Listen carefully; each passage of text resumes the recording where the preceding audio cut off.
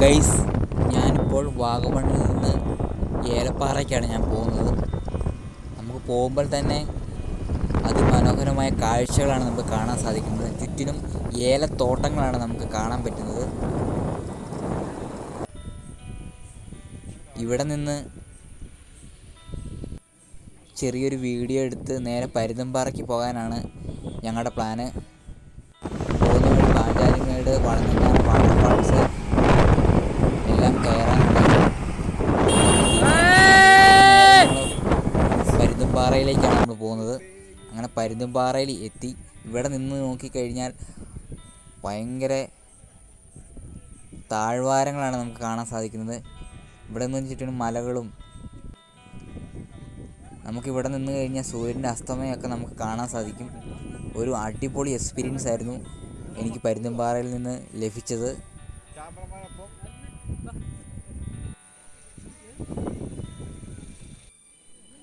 നമ്മൾ ആകാശം മുട്ടി നിൽക്കുന്ന ഒരു ഫീലാണ് നമുക്കിവിടെ കിട്ടുന്നത്. അങ്ങനെ പരുന്തുംപാറയുടെ ഒരു താഴ്ഭാഗത്തൊരു വ്യൂ പോയിൻ്റ് ഉണ്ട്. അങ്ങോട്ടേക്കാണ് നമ്മളിനി പോകുന്നത്.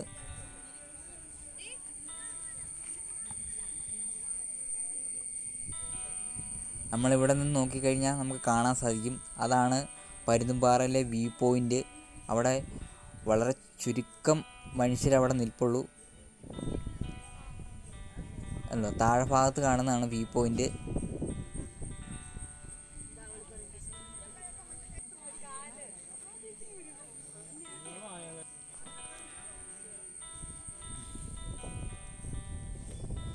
ഇവിടെ നോക്കിക്കഴിഞ്ഞാൽ മുകളിൽ മനുഷ്യരെല്ലാം മുകളിലോട്ട് കയറി പോകുന്നതും ഇറങ്ങി വരുന്നതും നമുക്ക് കാണാൻ സാധിക്കും.